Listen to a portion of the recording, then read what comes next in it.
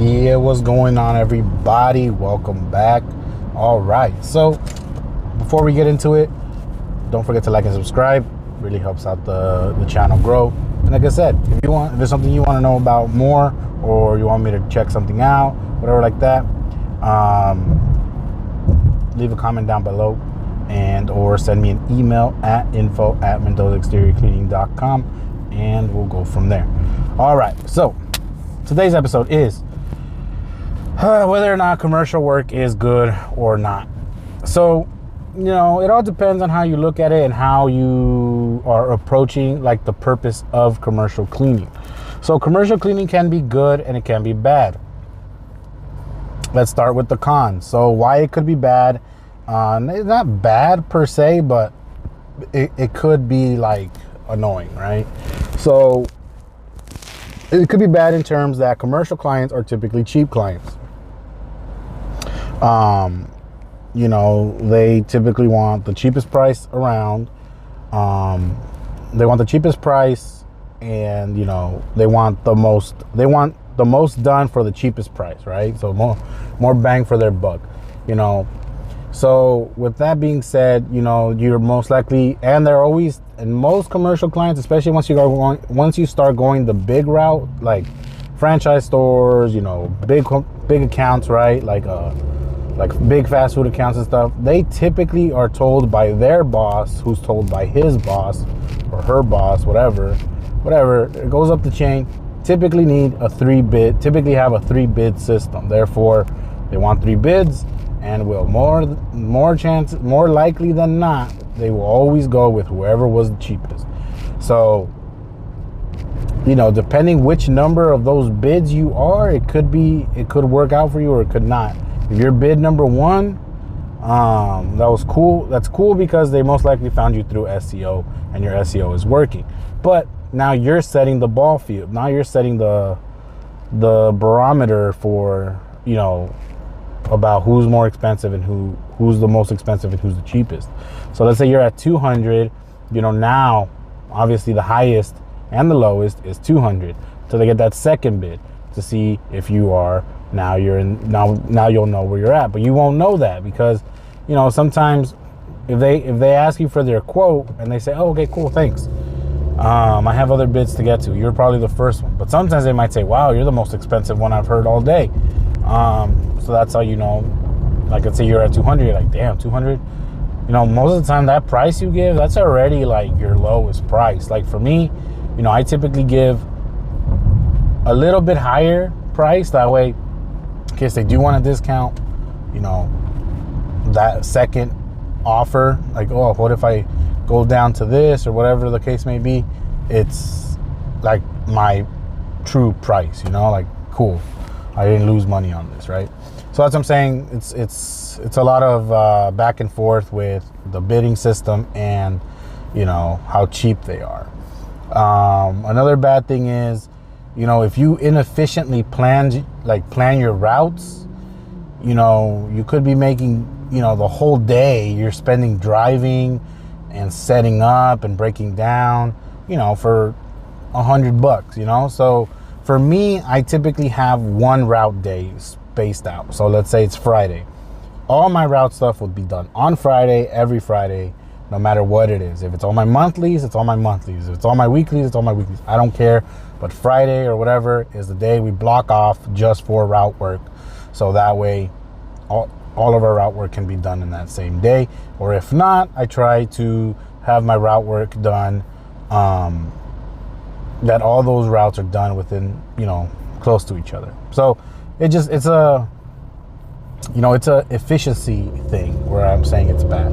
Because sometimes, like I said, you can have one, $30 storefront here, and you gotta go all the way across town for another $30, and then that's it. But now you messed up your whole day because you had to go 2 different parts of town, and you only got $60. So that's that. Depending what you're doing, storefront is really only gonna net you like $30, $40 at most.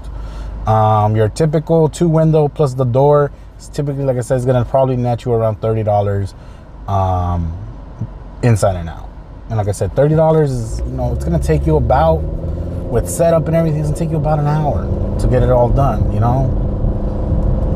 you think it's crazy though? Like sometimes a whole house can take you an hour, and just doing 2 windows and a door can take you about an hour because of the setup, the breakdown, and all that. It's crazy. But anyways, yeah. So like I said, it just doesn't net that much unless you're going after really big clients in terms of commercial on the other end of the spectrum, like commercial plazas, commercial buildings, commercial offices, stuff like that.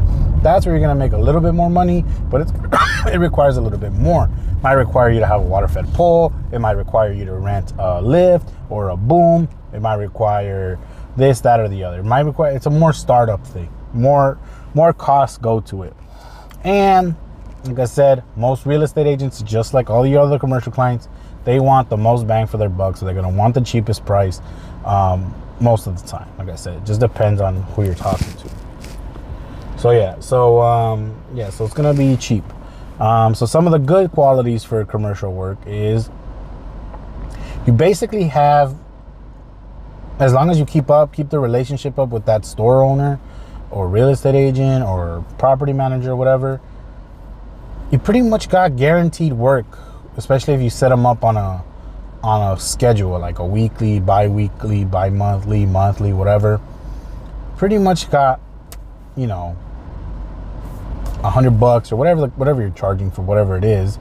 You got that money kind of locked in, you know, especially like your storefronts, you know, those are good for weekly, you know, those are good like maintenance things because they're always going to need it done, especially if it's just the entryway, your standard 2 windows, 2 and a door, the entryway, that's always going to need to be done, whether it's a monthly or a weekly. So most of my commercial, I really cut back on a lot of my commercial because it just wasn't worth it. But it was all, I pretty much have them all down on monthly. So like I said, I just end of the month, the last day of the month, I always have that blocked out for my monthly stuff, or the beginning of the month, whatever I do. But yeah, so it's kind of guaranteed money because I have had people try to steal my storefronts, but you know, I have such a good rapport with the store owner that they're like, no, don't worry, I got a guy type thing, you know? So that's what I'm saying. You have to build that rapport. You can't just be in and out. You know, you want to go in, buy something, you don't have to buy something, but talk with the store owner, talk with the staff, you know, have them know you. You know, I got to the point where like the coffee shop I went to, you know, the staff knew me already. You know, they always, at that point, you know, she tipped me in coffee. So they always had my coffee ready for me that day, or by the time I finished, they're like, oh, here's your coffee today. Cool, thanks.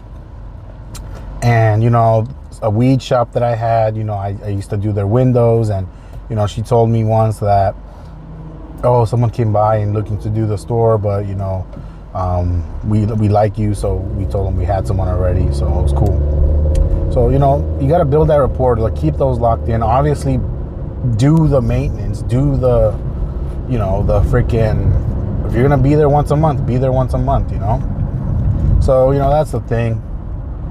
And yeah, so you just want to make sure you keep that rapport. Like I said, it's good work, especially for you, especially for all of us, especially the ones that have the harder winters.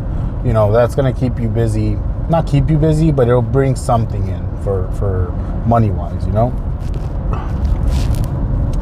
Another pro is, you know, especially if you have a property management or a real estate agent that's a strictly commercial agent, you know, you're always going to have work. Like for me, my commercial real estate agent that I work with, you know, he's always getting new listings of new, you know, stores and stuff like that, offices.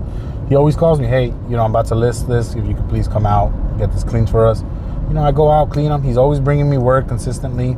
You know, leases end, leases start. You know, they want them done. Property management, I don't have any property managements, but they're a little trickier to get with because a lot of them already have a person and or do it internally. At least that's what I've been told when I've reached out to them.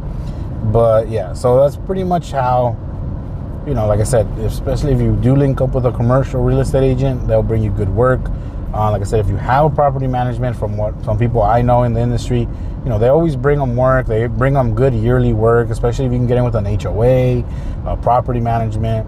You know, they'll send you to, like, if you could do pressure washing and stuff, You know, that one's always gonna need done. Gutter cleaning, especially with the HOAs and the property managers, they need that done.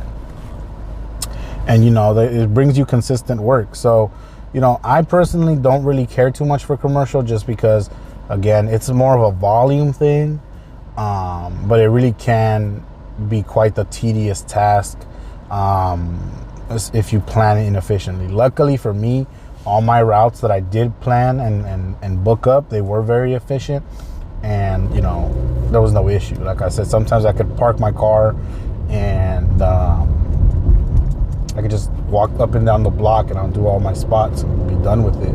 Or, you know, they're just a 10-minute drive away and there's 2 or 3 in each stop, you know. So you just want to plan them. So once you get your first one, you kind of want to try to work a nice, sweet little 2-mile radius of your first one. So there's that. But yeah, at the end of the day, commercial work, it's good, it's bad. You just have to take it for what it is, and just, you know, keep at it. Like I said, is it necessary to do for your business? No.